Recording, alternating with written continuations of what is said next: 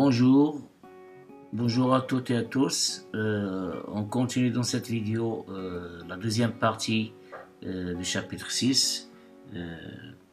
En général, j'ai planifié que dans cette vidéo, je vais faire les calculs pratiques des résidus et puis calcul d'intégrale par la méthode de résidus, mais j'ai préféré de réserver cette deuxième partie de ce chapitre à l'explication et à l'entraînement avec des exemples bien sûr pour le calcul des résidus en des points isolés. Et la dernière vidéo, c'est-à-dire chapitre 6 partie 3, elle va être réservée au calcul d'intégrale par les méthodes de résidus pour qu'on puisse faire beaucoup d'exemples. Alors on commence donc dans l'autre vidéo, on a vu, surtout lors de la deuxième partie, on a vu en grand 1, généralisation de la formule de Cauchy, et en grand 2, on a vu les séries de Laurent et le développement de séries de Laurent. Maintenant, on va utiliser les développements de séries de Laurent pour déterminer les résidus d'un point singulier isolé. Alors voilà, grand 3, les résidus. Et comme 1 de grand 3, résidu d'un point singulier isolé. Ce terme singulier isolé, je vais l'expliquer comme rappel lors de l'avancement de cette vidéo.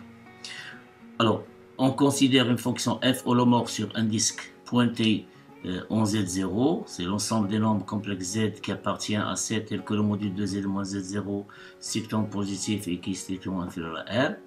F est développable en série de Laurent au voisinage de 0, c'est-à-dire que l'on peut écrire f de z sur la forme suivante: sigma de n appartient à z, ou bien moins l'infini plus l'infini, à n z moins z0 à la puissance n, quel que soit z dans D, avec les coefficients a n peuvent être déterminés par la formule suivante: 1 sur 2 pi, f de z sur z moins z0 à la puissance n plus 1, sur n'importe ici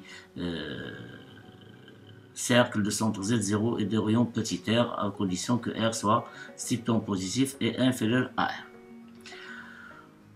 Alors par définition, on va définir qu'est-ce que résidu de point F au point Z0. C'est le coefficient A indice moins 1. Alors le coefficient A indice 1 moins 1, à partir de cette formule, c'est 1 sur 2 pi f de z, dz, pardon ici j'ai oublié dz, je viens de le voir tout d'abord, voilà, dz.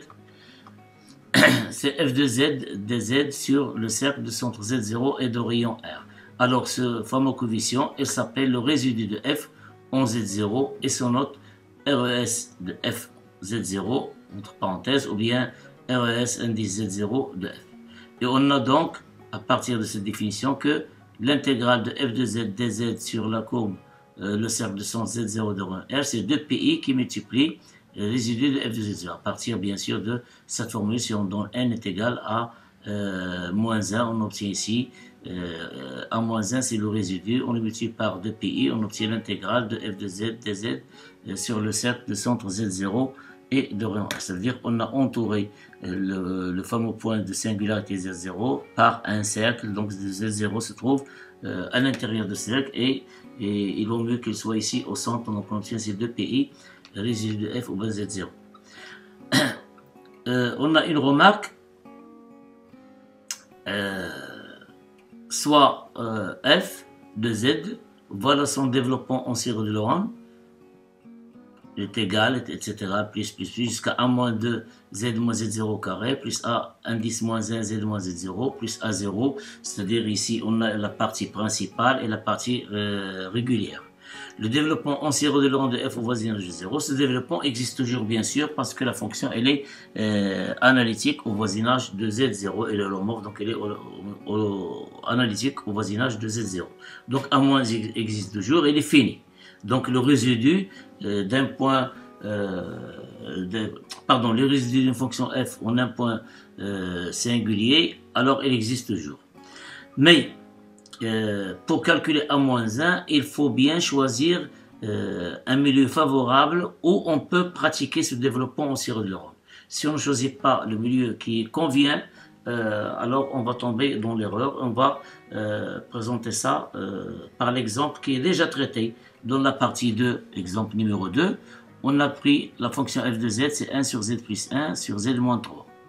Et on a développé cette fonction, donné son développement sur Laurent, sur la couronne de centre 2 de petit rayon 1 et de grand rayon 3. Et on a trouvé que f de z est égal, vous pouvez le voir, vous pouvez le consulter, c'est sigma de 1 quart z-2 à la puissance n avec n inférieur égal à moins 1, plus sigma de moins 1 sur 12 qui multiplie moins 1 à la puissance 3, moins 1 sur 3 à la puissance n qui multiplie z moins z0 à la puissance n pour le n supérieur égal à 0.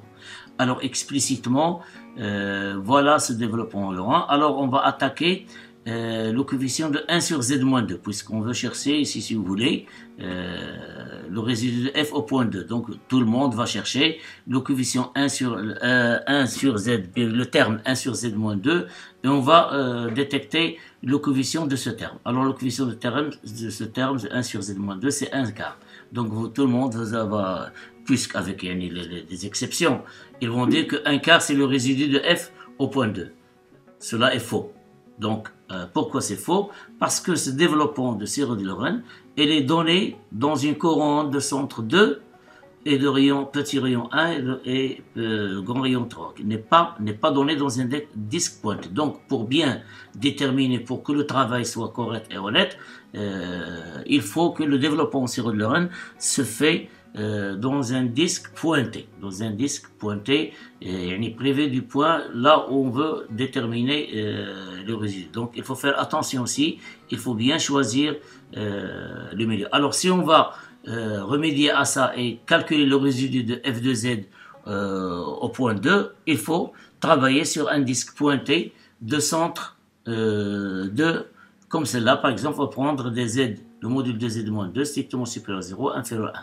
Alors si le module de z-2 il est inférieur à 1, donc il est inférieur à 3, on a intérêt à utiliser cette inégalité pour qu'on puisse de la même manière. Alors je vous laisse le soin de le faire chez vous. Je ne vais pas encore refaire le même travail qu'on a fait ici, c'est le même travail.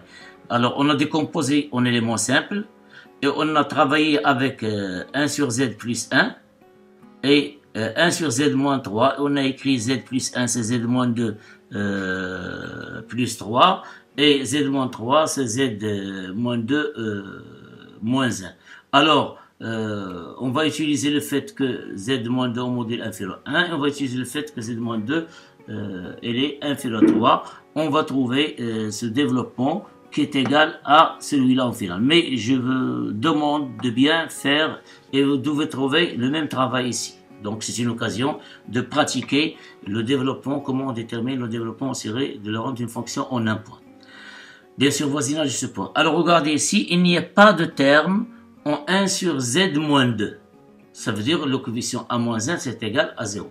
Donc le résidu de f au point 2 est égal à 0. De plus de ça, 2 ce n'est pas une singularité puisque f elle est holomorphe au point 2. Alors notez cela comme on va le voir lors du déroulement de ce chapitre, l'avancement de chapitre ou bien de cette vidéo. Alors puisqu'on parle de résidu en un point isolé, on peut parler aussi de résidu à l'infini. Alors si f admet un développement en série de Lorentz pour z assez grand, alors on peut définir le résidu de f au voisinage de l'infini de la manière suivante. Voilà la définition. Soit f est une fonction holomorphe dont l'ouvert u formé constitué par les nombres complexes z tels que le module de z sont assez grands, strictement supérieurs à R, avec R strictement positif, et selon pose U est égal à 1 sur Z, en faisant un changement de variable. Alors dans ce cas, le différentiel de f c'est f de z dz est égal à moins 1 sur u au carré, f de 1 sur e de u. Alors à partir de là, on appelle résidu de f à l'infini, et on note résidu de f l'infini, le résidu de la fonction g, qui a u peut correspondre à moins 1 sur u au carré, f de 1 sur u au point 0. Donc, si on va voir ça dans une dernière remarque, on va l'utiliser, et surtout pour la fonction 1 sur z.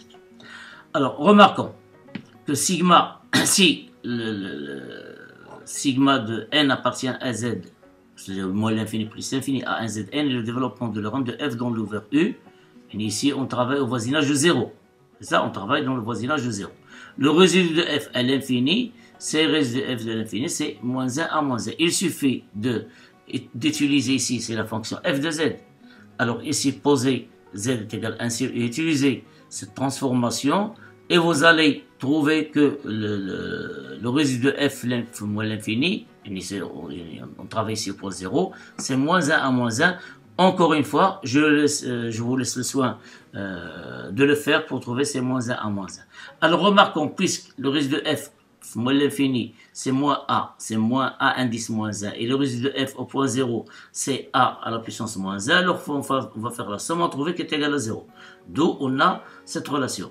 Et une remarque, cette relation elle peut être généralisée. Par exemple, si une fonction f admet un nombre fini de singularités, et si on calcule le résidu en chaque point de singularité, et en faisant la somme, en ajoutant le résidu de l'infini, on va trouver c'est 0. Donc, puisqu'ici on travaille uniquement, il y a un seul point de singularité, c'est 0.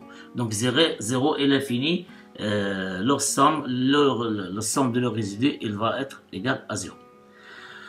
Rappelons tout d'abord, on a déjà parlé de ça, rappelons un point singulier et isolé d'une fonction holomorphe. Alors, soit f est une fonction holomorphe dans un domaine, c'est-à-dire c'est un ouvert connexe.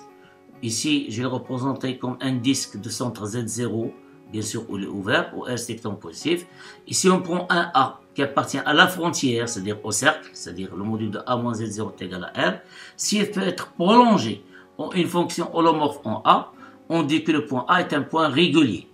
Sinon, on dit que le point A est un point singulier. En d'autres termes, f n'est pas holomorphe au point A. Alors, s'il est régulier, ça veut dire f est borné au voisinage de A. Et A, il est dit un point singulier isolé, si on peut trouver un ouvert U de A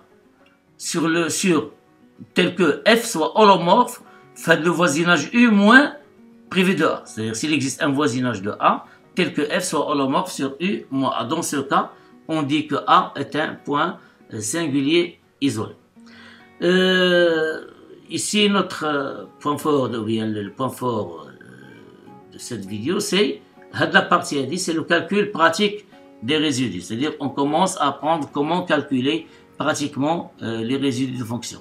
Ou bien soit avec des résultats qu'on va trouver, qu'on va présenter tout à l'heure, ou bien en utilisant la détermination du coefficient A-1 du terme 1 sur Z moins Z0, c'est le coefficient au point Z0, si Z0 est un point isolé.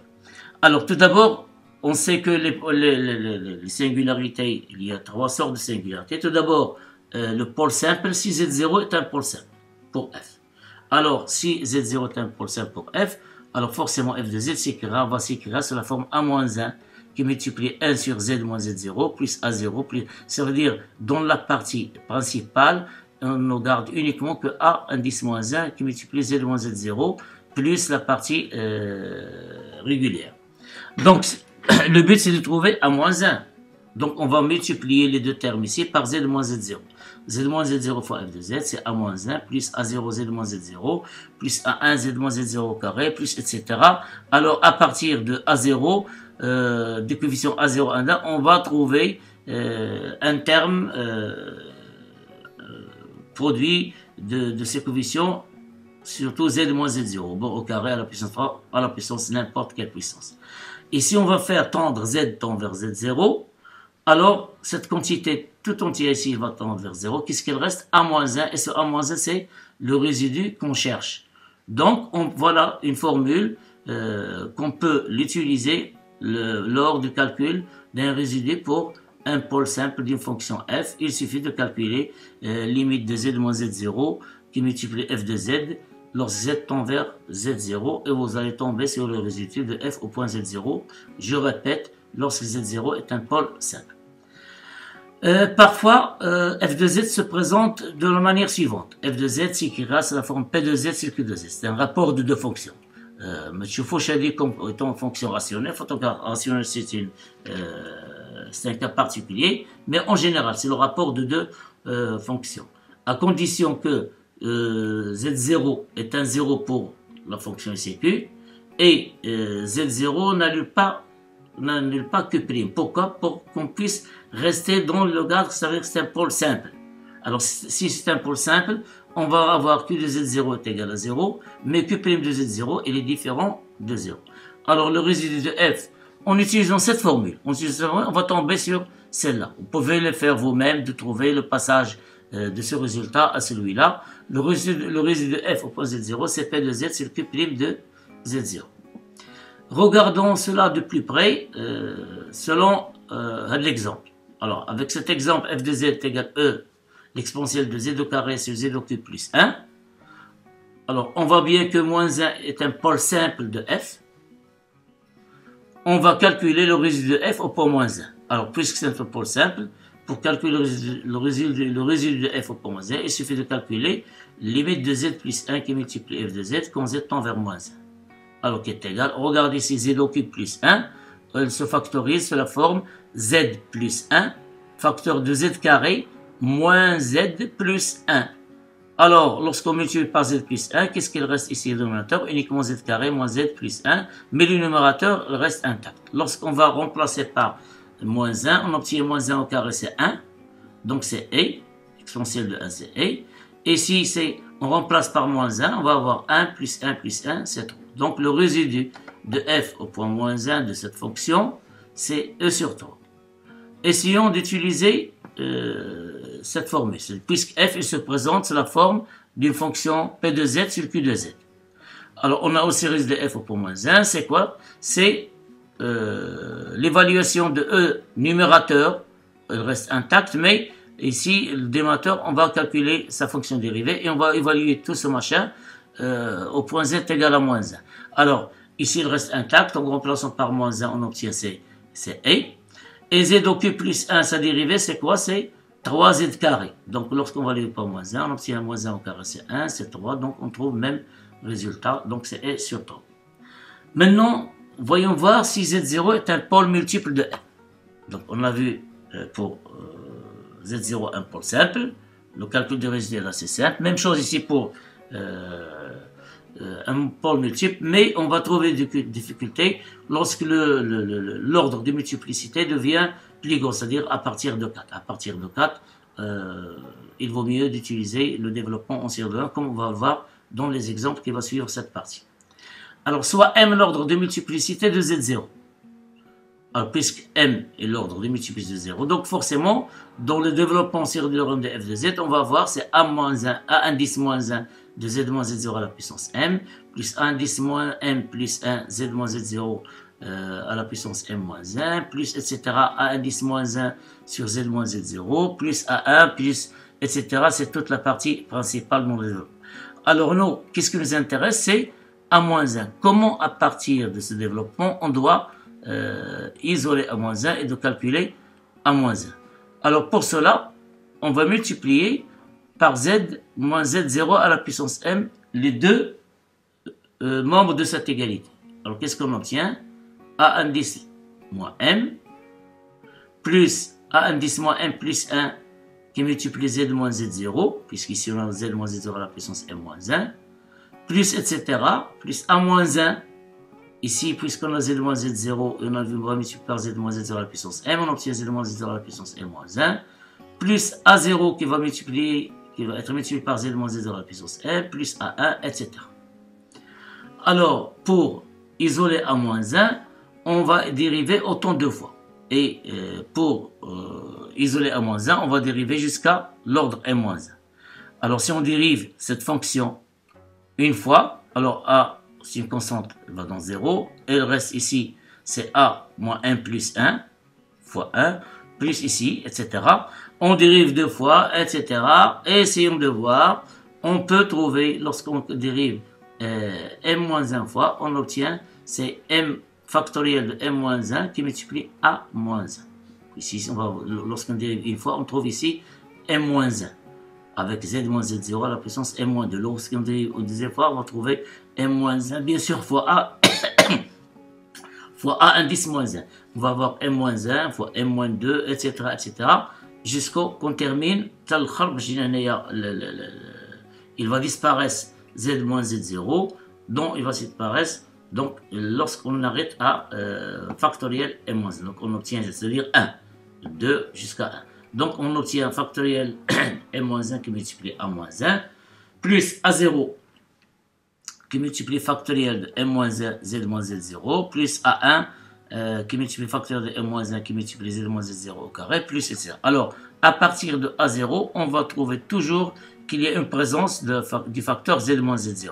Alors, lorsqu'on va tendre z vers z0, qu'est-ce qu'il reste? C'est factoriel m-1 qui multiplie a-1. Et par suite, a-1, c'est quoi? C'est le résidu de f au point z0. C'est limite de 1 sur factoriel de m-1 qui multiplie limite de cette quantité, hein, cette fonction, lorsque z tend vers z0. Donc, le but, par exemple, si on a d'ordre 2, comme on va voir des exemples, d'ordre 2, 3, je ne sais pas quoi, les exemples qu'on va avoir, alors on va multiplier par 1 sur l'ordre de multiplicité moins 1, on va calculer son factoriel, puis on dérive cette fonction z moins z0 à la puissance m, m c'est l'ordre de multiplicité du pôle, fois f de z, on va dériver m moins 1 fois. Alors cette formule, comme je l'ai dit tout à l'heure, cette formule est pratique seulement lorsque l'ordre est 2 ou 3. Au plus, il y en a au 3 au plus. Pour le pôle simple, c'est déjà fait. Pour 2 ou 3, alors ça marche très très bien, nickel. Par contre, lorsque l'ordre est au plus 4, c'est-à-dire 4, 5 et là, il est mieux utiliser le développement de l'ordre. Voilà des exemples. Je vais terminer cette partie avec ces exemples, par ces exemples et quelques remarques. Prenons f de z, elle est égale à 1 sur z carré qui multiplie cosinus de z moins 1. Alors on voit bien 0 est un point singulier. Elle est d'ordre 2. Elle est claire ici, elle est d'ordre 2. On va calculer le résidu de f au point 0.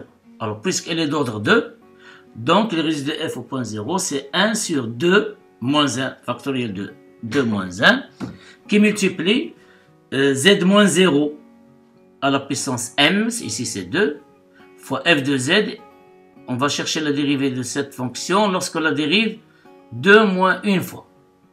Alors, multiplions f de z par z carré, il reste 1 sur cosinus de z moins 1.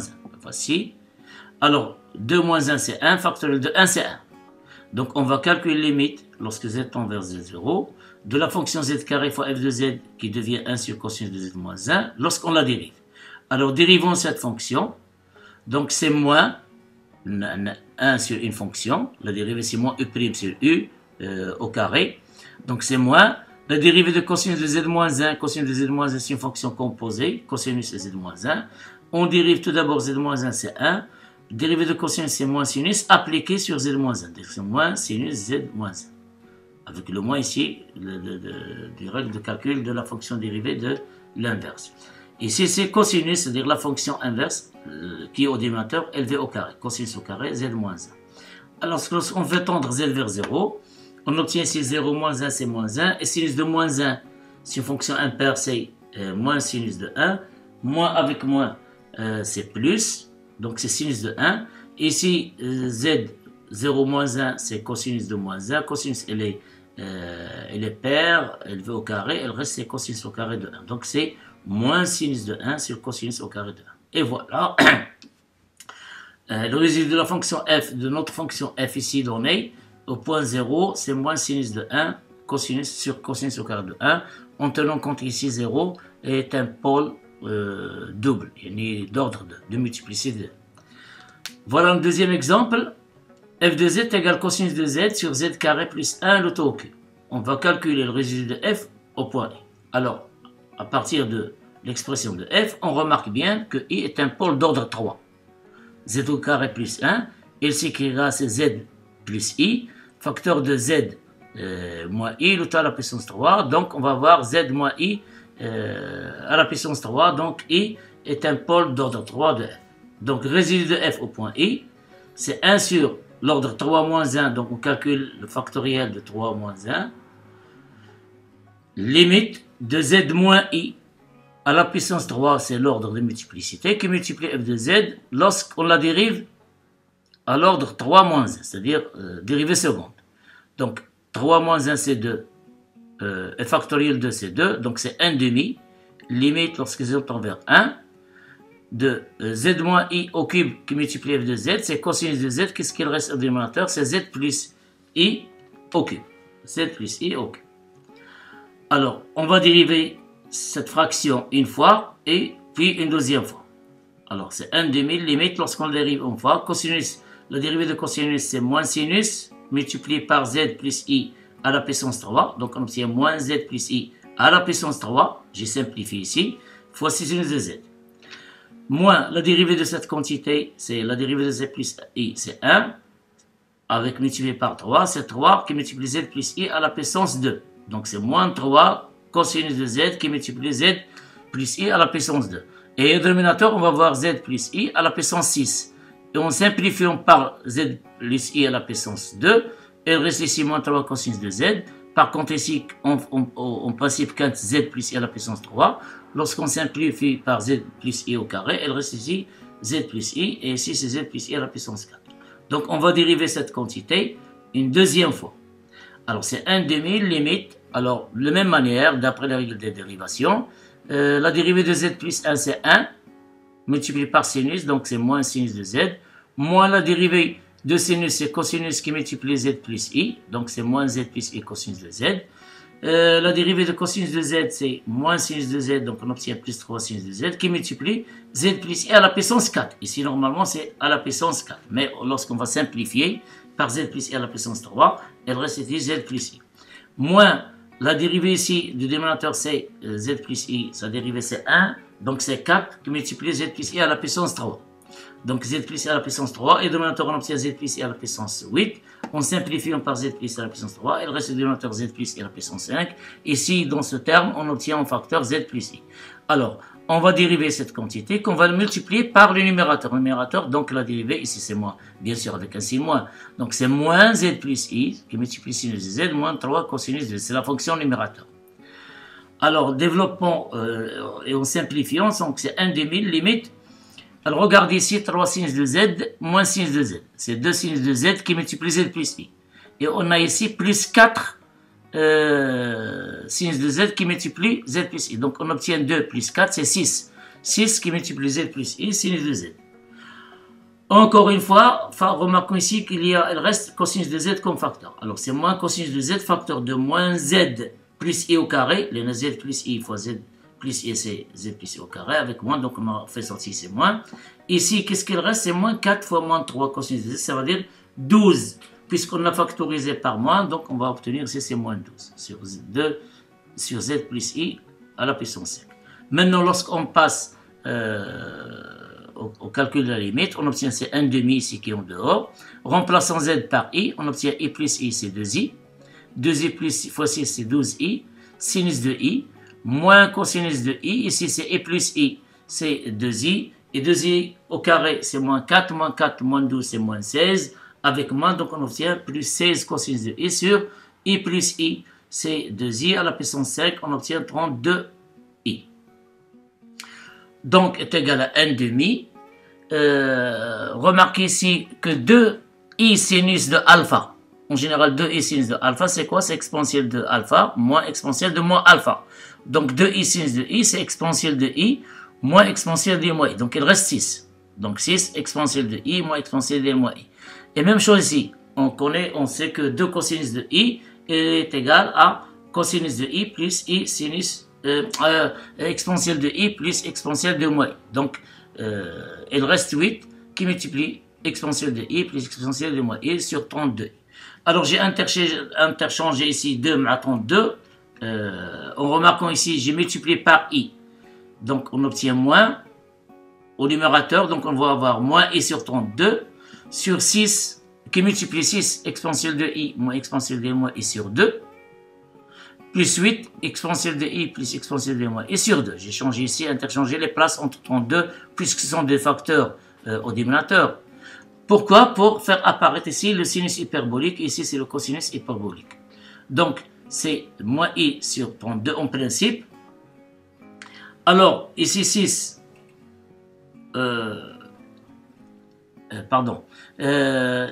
EI moins exponentielle de moins i sur 2, c'est sinus hyperbolique de 1. Ok, c'est sinus hyperbolique. Donc, qu'est-ce qu'on obtient? Laissons ici moins i en dehors. Faisons entrer encore une fois 32. Donc, c'est 6, sinus hyperbolique de 1 sur 32. En simplifiant par 2, on obtient ici 3 et c'est 16. Donc c'est 3 sinus hyperbolique de 1 sur 16. Ici, exponentielle de i plus exponentielle de moins i sur 2, c'est cosinus hyperbolique de 1. Alors, puisqu'on a ici moins, pardon, je m'excuse, ici 8, alors en faisant entrer 32, 8 sur 32, on simplifie par 8, il reste 4. Donc c'est cosinus hyperbolique de 1 sur 4. Et voilà, le résidu de notre fonction, c'est moins i qui multiplie 3 sinus hyperbolique de 1 sur 16 plus i cosinus hyperbolique de 1 sur 4, sauf erreur ou bien omission. Ce sont les calculs, je peux me tromper, mais essayez de refaire chez vous les calculs. Maintenant, un autre exemple, on a f de z égale 1 plus z à la puissance 10 sur z à la puissance 6 qui multiplie 4 plus z. On va calculer le résidu de f au point 0. Alors, remarquons ici, 0 est un pôle d'ordre 6. Donc, elle dépasse 4 même. Vous n'avez la remarque, s'il dépasse 4, 2, 3, à partir de 4, il vaut mieux d'utiliser le développement en série de Lorentz. En quelques termes, c'est s'intéresser aux techniques de développement limité. C'est la même chose. Et on va s'arrêter à l'ordre 5. Ici, on a 6. Alors, tout d'abord, remarquons que f de z égale 1 plus z à la puissance 10 sur z à la puissance 6 qui multiplie 4 plus z. Alors, c'est 1 sur z à la puissance 6 qui multiplie 1 plus z à la puissance 10 sur 4 plus z. J'ai factorisé ici par 4 pour avoir 1 plus z sur 4. Donc, c'est 1 sur 4. On va faire sortir 4. 4z6. 1 plus z à la puissance 10. Et le reste ici du dénominateur, c'est 1 plus z sur 4. Que l'on peut écrire encore une fois, c'est 1 sur 4 sur z à la puissance 6 qui multiplie 1 plus z à la puissance 10 qui multiplie 1 sur 1 plus z à la puissance 4. Alors, puisqu'on travaille au voisinage de 1, de 0, alors on peut prendre le module de z, il est inférieur à 1, inférieur à 2, inférieur à 3, inférieur à 4. Ici, ce qui nous convient, c'est inférieur ou égal à 4, inférieur à 4. Donc, le module de z sur 4, il est inférieur à 1. Et par suite, on sait bien, son développement en série entière de 1 sur 1, 1 plus z à la puissance 4, c'est moins z à la puissance n, qui multiplie z sur 4 à la puissance n pour n supérieur ou égal à 0.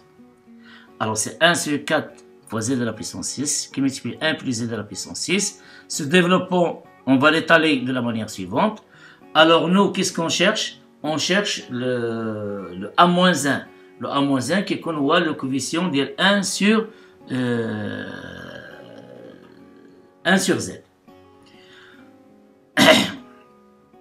Alors, c'est 1 sur 4 qui multiplie z à la puissance 6 qui multiplie 1 plus z à la puissance 6. Alors, on ne va pas faire les calculs, c'est long, mais dans ce développement, on considère, on s'intéresse uniquement au terme en 1 sur z.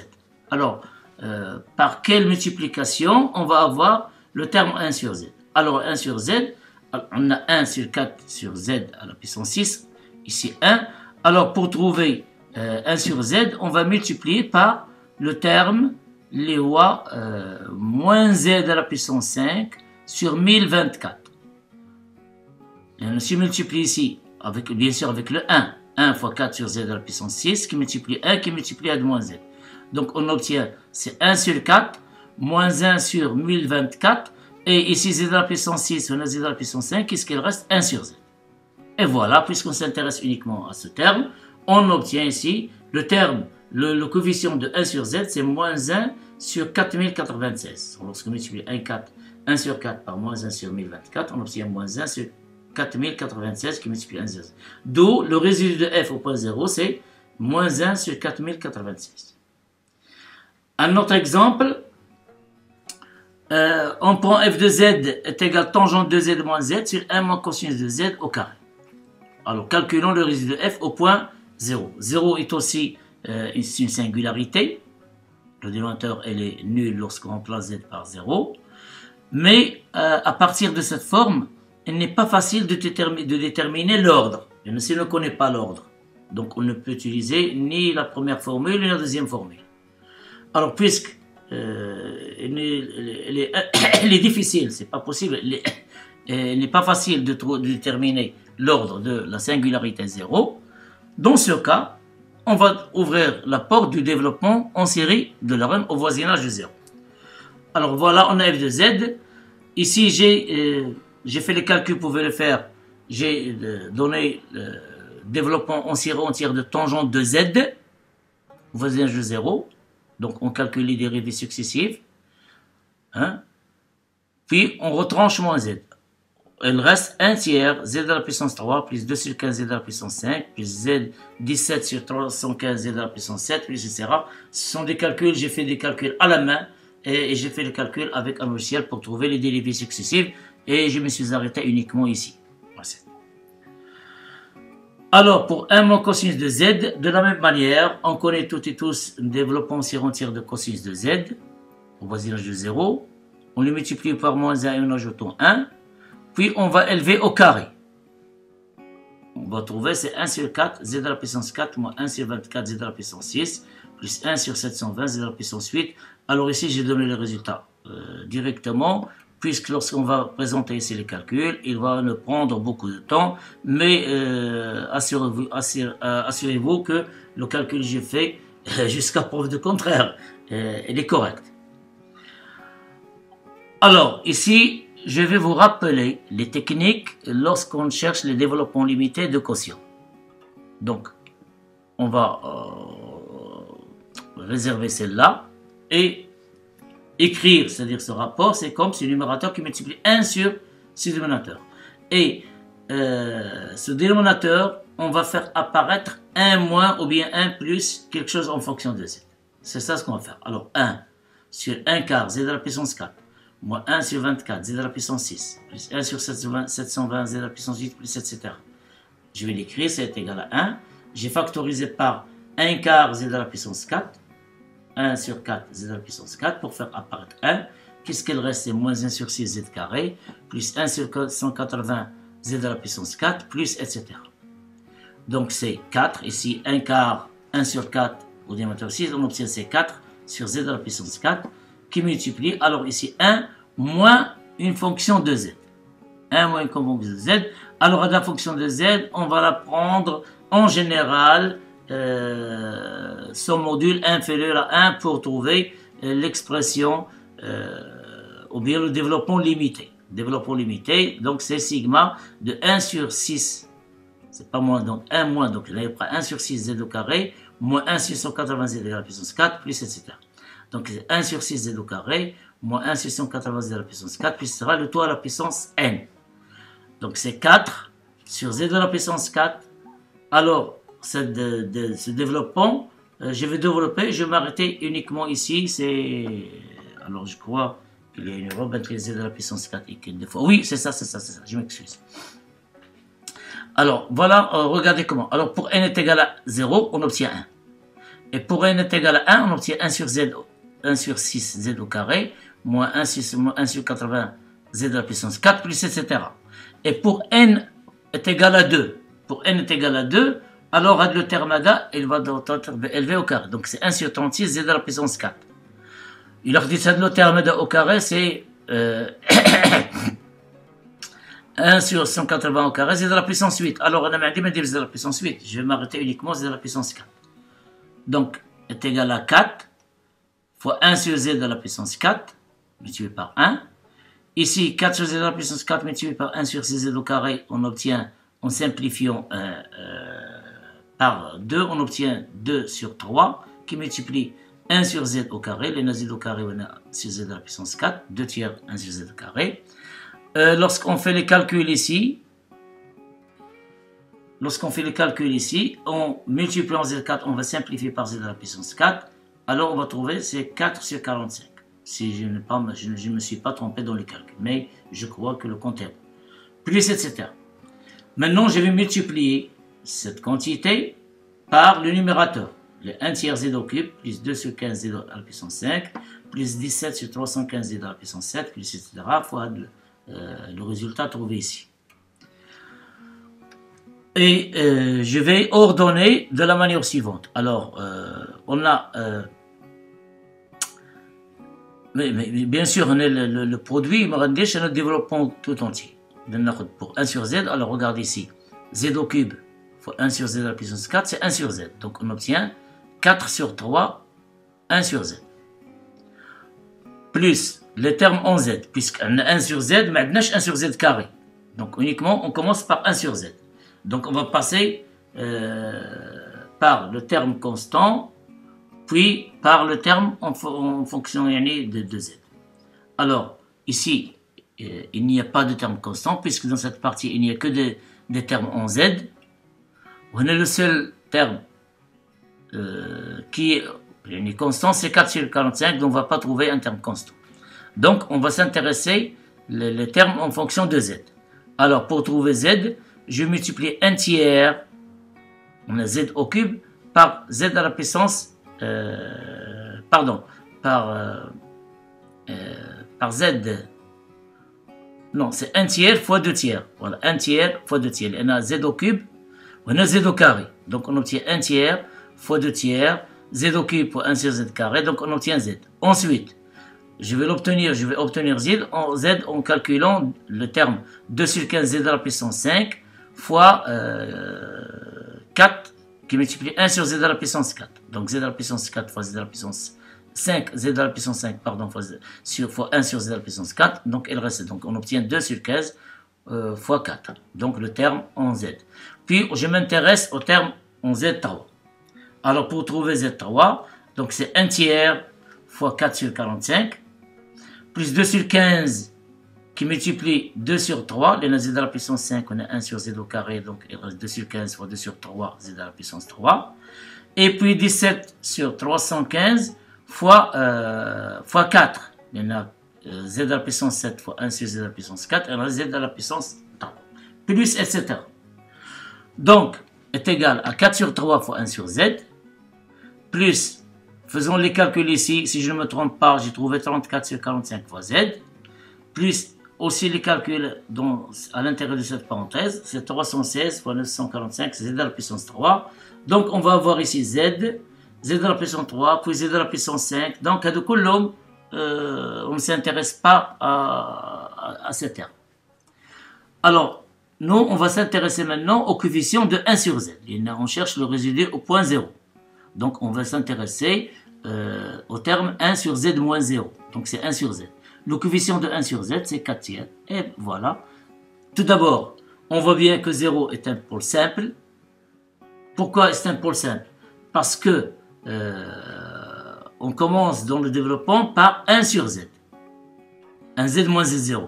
Si on commence par exemple par 1 sur z moins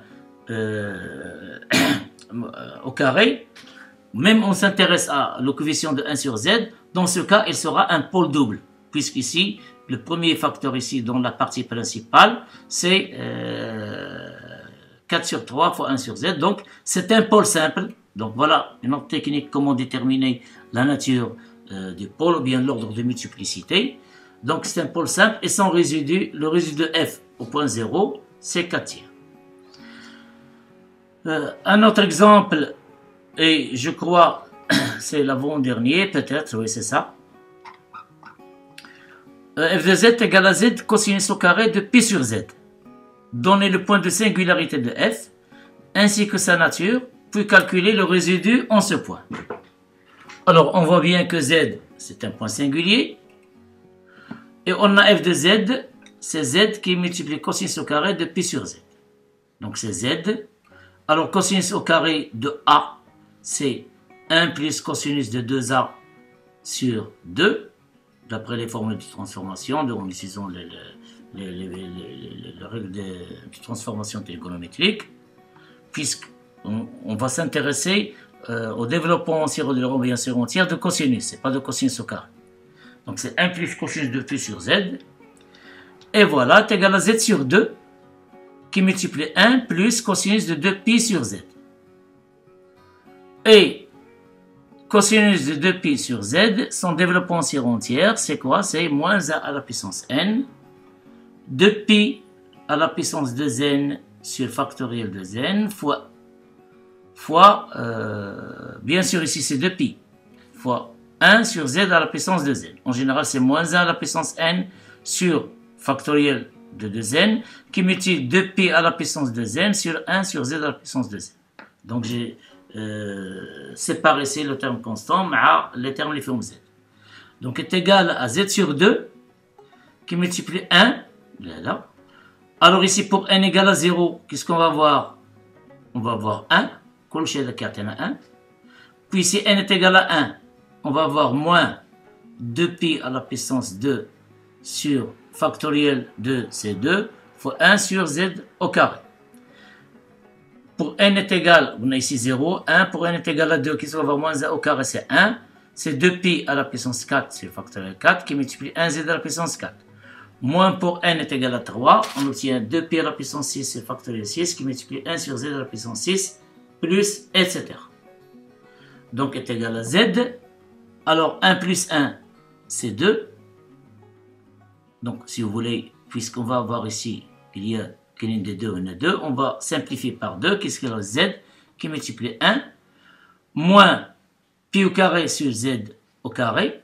On a ici 2, on va avoir c'est 2 fois 2, c'est 2 au carré. On a au carré, donc c'est 1. Donc c'est pi au carré sur z carré. Ici même, factoriel 4, c'est 4 fois 3 fois 2, c'est 24. Et 2 à la puissance 4, c'est 16. On multiplie par 2. Et qu'est-ce qu'il reste? C'est 1 tiers pi à la puissance 4 sur z à la puissance 4. On trouve ensuite moins 2 sur 45 fois pi à la puissance 6 sur z à la puissance 6, plus, etc. Donc ce sont des calculs faciles à faire. Alors qui est égal? Regardons ici. On va commencer par ce terme. C'est moins 2 sur 45 pi à la puissance 6 z à la puissance 6. On est à... c'est 6. Pardon. Voilà, c'est pas 5, c'est 6. Ah pardon, je m'excuse. Ah oui, j'ai oublié ici de multiplier par z. Lorsque multiplié par z, on obtient moins 2 pi sur 6 sur 45 z à la puissance 5, plus pi sur 4, pi à la puissance 4 sur 3 fois z à la puissance 1 sur z à la puissance 3, moins pi au carré, c'est ça, moins pi au carré sur z, fois 1 sur z, plus z fois 1 sur z. Alors, comme vous le voyez ici, la partie régulière fait uniquement un seul terme, moins z. Et qu'est-ce qu'on voit? Il y a une infinité d'indices, des coefficients, d'indices négatifs. Ça veut dire que notre 0 est une singularité essentielle. C'est une singularité essentielle. Je l'ai fait dans l'autre vidéo. Lorsque le cardinal des indices des entiers naturels n relatifs, bien sûr négatifs, qui sont infinis, dans le développement de Cyril de Lorraine, alors dans ce cas, la singularité, qu'est-ce qu'on est une singularité essentielle? Et le résidu de f au point z0, c'est le coefficient de 1 sur z moins 0, c'est-à-dire 1 sur z, c'est moins pi au carré. Donc voilà, moins pi au carré. Maintenant, si z0 est une singularité apparente, alors le résidu de f au point z0 est égal à 0. En général, si z0 est une singularité apparente, le résidu de f au point z0 est égal à 0. Voyons dans cet exemple, f de z égale sinus de z sur z. On sait bien que 0 est une singularité apparente, ou une fausse singularité. Pourquoi c'est une singularité apparente? Parce que limite de f de z quand z tend vers 0, elle est finie, est égale à 1. Et on a f de z égale 1 sur z sinus de z. De la même manière, donc 1 sur z, le développement de sinus de z, c'est sigma de moins z à la puissance 1 sur 2n plus 1, factoriel de 2n plus 1, qui multiplie z à la puissance de z plus 1. Le développement ici, c'est celui-là. On multiplie par 1 sur z. Qu'est-ce qu'on obtient? 1 moins 1 sur 6z carré, etc. Regardons ici qu'il n'y a aucun terme en 1 sur z. Ça veut dire que le résidu de f est, au point 0 est égal à 0. Et on voit bien que 0 est une singularité apparente, parce qu'il n'y a pas de partie principale dans le développement. Alors la dernière remarque est la suivante. Si z0 n'est pas un point singulier de f, alors résidu de f.z0 est égal à 0. C'est le premier exemple qu'on a vu. L'exemple qu'on a développé l'autre fois et qu'il laisse à trouver nous mettre dans l'ambigu pour la détermination de résidu. On a lorsqu'on a développé dans la couronne et lorsqu'on a trouvé dans le disque pointé. Lorsqu'on a développé dans le disque, je m'excuse. Hop. Lorsqu'on a développé dans le disque pointé, on a trouvé que le résidu est égal à 0. Donc en général, si Z0 n'est pas un point singulier de f, le résidu de f au point Z0 est égal à 0. Il y a deux choses. Si f est une singularité, si Z0 est une singularité apparente, alors le résidu de f au point Z0 est égal à 0. Et aussi, si Z0 n'est pas un point singulier de f, alors le résidu de f au point Z0 est égal à 0.